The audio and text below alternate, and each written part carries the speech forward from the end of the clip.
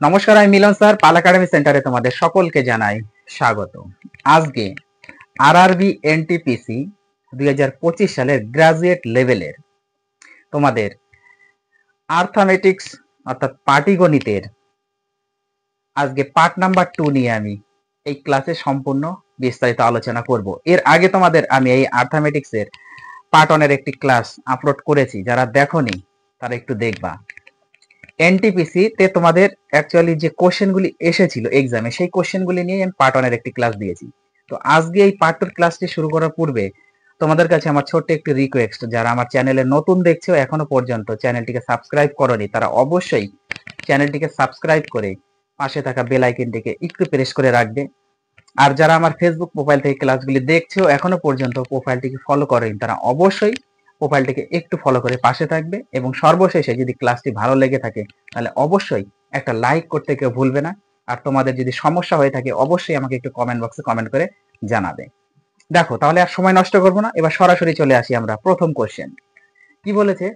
বলেছে যে একজন মা ও মেয়ের বর্তমান বয়সের অনুপাত 8:3।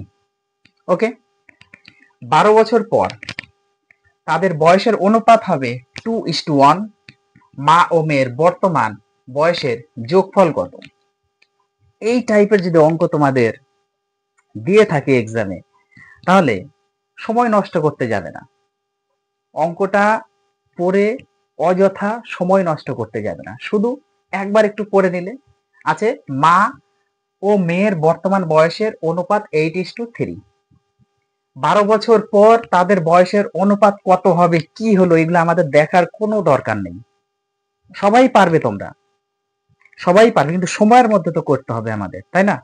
এমন না যে তোমরা কেউ পারবে না, অঙ্কটা প্রত্যেকেই পারবে, কিন্তু সময়ের মধ্যে শর্ট ট্রিক্সের মধ্যে একটু ব্রেন খাটিয়ে করতে হবে। তারপরে মা ও মেয়ের বর্তমান বয়সের যোগফল কত, আবার যোগফলও চেয়েছে।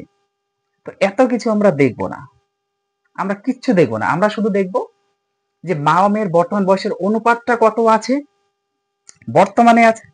আর অ্যান্সারে বলেছে তাদের বর্তমান বয়সের যোগফল। যেহেতু বর্তমান বলেছে, আবার দুজনেরই বলেছে, বর্তমান বলেছে দুজনের বলেছে, বর্তমান বয়সের অনুপাত দেওয়া আছে, আবার বর্তমানে আবার কি বলেছে, মা মেয়ের বর্তমান বয়সের যোগফল কত। তাহলে বর্তমান বর্তমান আছে, আবার দুজনেরই চেয়েছে। যদি এই টাইপের অঙ্ক থাকে তাহলে কি করবা? সর্বপ্রথম অপশনে চলে আসবা। আমরা কোনো ক্যালকুলেশন করবো না, অপশন, সরাসরি অপশন, অপশন দেখে অ্যান্সার হয়ে যায়। কিভাবে? মা আর মেয়ে যেহেতু চেয়েছে, সেহেতু দুজনেরই অনুপাত হচ্ছে বর্তমানে 8:3। 8:3, মা মানে হচ্ছে 8 আর মেয়ে মানে হচ্ছে 3। এবার 8 আর 3 দুটাকে যোগ করবা, অনুপাত দুটো যোগ করো। 8 আর 3 যোগ করো কত? দেখো, এই দুটো যদি আমরা যোগ করি তাহলে পাচ্ছি কত? এই দুটো যদি আমরা যোগ করি তাহলে পাচ্ছি হচ্ছে 11 পাচ্ছি। এখন অপশনে চলে এসো, এই 11 দিয়ে এই চারটা অপশনের কোনটা ভাগ যাচ্ছে? 66 11 দিয়ে যাচ্ছে, 6 11 66 যাচ্ছে। 71 যাবে না, 74 যাবে না, 69 যাবে না। তার মানে 66 হচ্ছে আমাদের কারেক্ট অ্যান্সার। এইবার বলো, খাতা কলমের কি দরকার আছে? এই ধরনের যদি অ্যাথমেটিক্স তোমাদের আসে, খাতা কলমের কোনো দরকার আছে? কোনো দরকার নেই, অপশন দেখবে, সরাসরি টিক মেরে চলে আসবে। 2 সেকেন্ডের কাজ। খালি আমরা দেখেছি বর্তমান বয়সের অনুপাত কত, যোগ করে দিয়েছি। সেই যোগফলটা আমরা দেখলাম যে অপশনে কোনটা ভাগ যাচ্ছে, সেই যোগফল দিয়ে এই অপশন চারটার কোনটা ভাগ যাচ্ছে। নাম্বার 1 ভাগ যাচ্ছে, 6 11 66। তাহলে এইটাই হচ্ছে মা আর মেয়ের বর্তমান বয়সের যোগফল। বোঝা গেল? তারপরে কোশ্চেন দেখো, দুই ব্যক্তির আয়ের অনুপাত, দুজন ব্যক্তি আয়ের অনুপাত দেওয়া আছে, আয়, এই কথাটা মনে রাখতে হবে, আয়ের অনুপাত 7:5, আয়ের কথা বলছে, এবং তাদের সংশ্লিষ্ট ব্যয়ের অনুপাত আবার এত। আয় দিয়েছে 7:5 এবং ব্যয় দিয়েছে 9:7। যদি তারা যথাক্রমে 170 টাকা এবং 1100 টাকা সঞ্চয় করে, 170 টাকা এবং 1100 টাকা যদি সঞ্চয় করে, তাহলে প্রতিটি ব্যক্তির নিজ নিজ আয় নির্ণয় করো। এখানে আবার আয় বের করতে বলেছে, আয়, তার মানে আয় কত? সেম ভাবে আমরা করব। কিভাবে? যেহেতু আয় বলেছে সেহেতু আমরা আয়ের অপশন নিব। এখানে আয় নির্ণয় করতে বলেছে, নিজ নিজ আয় নির্ণয় করতে বলেছে, তাহলে আমরা আয়ের অপশন নিব, ব্যয়ের অপশন আমরা নিব না। তাহলে আয়ের অপশন কত? এখানে 7 7:5, 7:5, 7:5। এবার নিজ নিজ মানে দুজনেরই এখানে আয় বের করতে বলেছে। অপশনে চলে এসো, 1 2 3 4 চারটা অপশন। এবার চারটা অপশনে আমরা টেস্ট করব এই দুটো অনুপাত 7 দিয়ে কোনটা কাটাকুটি যাচ্ছে আর 5 দিয়ে, এই দুটোর মধ্যে যদি কাটাকুটি যায় তাহলে সেটা, যদি এই দুটো যায় তাহলে সেটা, যদি এই দুটো যায় এটা তাহলে এই দুটো যদি যায় এটা, যেটা যাবে সেটাই। 7 দিয়ে দেখো 5,000 কাটবে না, তার মানে হবে না। পরেরটা 5 দিয়ে তো এটা কাটবে, কিন্তু 7 দিয়ে এটা কাটছে না, হবে না। তারপরে 7 দিয়ে 4500 হবে না। তারপরে 7 দিয়ে 5500 হবে না। 7 দিয়ে 35 অবশ্যই কাটবে, আবার 5 দিয়ে 25 অবশ্যই কাটবে, মানে 3500 আর এইদিকে 2500। তাহলে 5 7 35 আর 5 5 25। তাহলে সঠিক অ্যান্সার হচ্ছে আমাদের অপশন নাম্বার 4। 7 দিয়ে কাটতেছে 5 7 35, 7 দিয়ে 5 7 35, 5 দিয়ে 5 5 25। তাহলে এই 4 নাম্বার অপশনের দুটোই এই অনুপাত দিয়ে কাটাকুটি যাচ্ছে। তাহলে ওই ব্যক্তির দুটির নিজ নিজ আয় হচ্ছে 3500 টাকা এবং 2500 টাকা। ক্লিয়ার? এবার পরের কোশ্চেন দেখো কি বলেছে। 1000 জন ছেলে এবং 600 জন মেয়ে একটি পরীক্ষায় অংশ নিয়েছিল। 1000 জন ছেলে এবং 600 জন মেয়ে একটি পরীক্ষায় অংশ নিয়েছিল।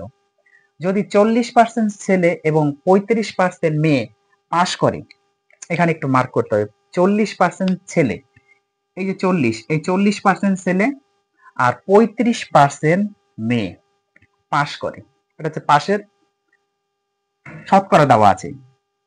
তাহলে মোট অকৃতকার্য পরীক্ষার্থীর শতকরা কত শতাংশ পরীক্ষার্থী পরীক্ষায় অংশ নিয়েছে?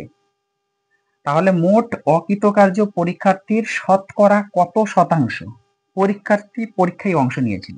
মোট কতগুলি অকৃতকার্য পরীক্ষার্থীরা অংশ নিয়েছিল? দেখো, যেহেতু ছেলে এসেছে 40%, তাই তো, সরি, ছেলে হচ্ছে 40% পাস করেছে, এসেছে হচ্ছে তোমাদের 1000 জন, আর মেয়ে এসেছে 600 জন, কিন্তু পাস করেছে 40% ছেলে। তাহলে 40% ছেলে যদি পাস করে থাকে, 40% ছেলে যদি পাস করে থাকে, তাহলে অবশ্যই 60% এটা ফেল হয়েছে। ছেলেরা 40% ছেলে যদি পাস করে তাহলে 60% ছেলে ফেল করেছে। আবার এদিকে 35% মেয়েরা যদি পাস করে থাকে, তাহলে 35% মেয়েরা পাস করলে ফেল করেছে 65%, ফেল করেছে কত? 65, তাই তো। 65 আর 35 যদি যোগ করি তাহলে হচ্ছে আমাদের 10, আর এদিকে 90, হয়ে গেল 100। তাহলে 65% হচ্ছে মেয়েরা ফেল করে, এটা হচ্ছে ফেল। এতটুকু শুধু বেসিক বুঝতে হবে। 40% ছেলে পাস করেছে, তাহলে ফেল করেছে 60% ছেলে। আবার 35% মেয়ে পাস করেছে, মানে মেয়ে পাস ফেল করেছে 65%। এখন এই যে 60% ফেল আর 65% যে ফেল, এটা হচ্ছে ছেলে আর এটা হচ্ছে মেয়ে, এটা ছেলে এটা মেয়ে। তাহলে 60 আর 65-র মিডিলে যে অপশনটি থাকবে সেটাই হচ্ছে আমাদের সঠিক অ্যান্সার। তাহলে 60 এবং 65-র মিডিলে দেখি কোন অপশনটি আছে। 50 পয়েন্ট, এটা তো হবেই না, কারণ 60-এর নিচে। এবার 61 60-এর উপরে এবং 65-র মিডিলে আছে, এটা আমাদের আপাতত কারেক্ট হিসাবে থাকলো। 70 তো হবেই না, কারণ 60 থেকে শুরু হয়েছে আর 65-র মধ্যে শেষ হয়েছে, তাহলে এটা তো অপশন ক্রস। এটা 31 তো হবেই না, কারণ 60 থেকে শুরু, তো 60-এর কত নিচে আছে? 31, হবে না। তাহলে অপশন নাম্বার 2 হচ্ছে আমাদের কারেক্ট অ্যান্সার। 61.88% পরীক্ষার্থী পরীক্ষায় অংশ নিয়েছিল, অকৃতকার্য পরীক্ষার্থীরা অংশ নিয়েছিল। বোঝা গেল? আশা করি কোনো সমস্যা নাই। এই ধরনের কোশ্চেন যদি থাকে একদম নিমেষের মধ্যে সলভ করবে, এত কিছু পড়ার আমাদের কোনো দরকার নেই, শুধু বেফালতু সময় নষ্ট। যারা পড়েছে তারা সময় নষ্ট করেছে, অথচ মিলাতে পারোনি। এই ট্রিক্সে করো, সব অঙ্ক মিলে যাবে। এই ক্যাটাগরির যত অঙ্কই দিক না কেন, তোমরা প্রত্যেকেই পারবে। তাহলে ক্লাসটি যদি ভালো লেগে থাকে তাহলে অবশ্যই একটা লাইক করে দাও, আর সুন্দরভাবে একটা কমেন্ট করে আমাকে জানিয়ে যাও। তাহলে আমি আজকের মতো এখানেই শেষ করছি। আবার দেখা হচ্ছে তোমাদের সাথে পরবর্তী এরকম মজার মজার পার্ট নিয়ে।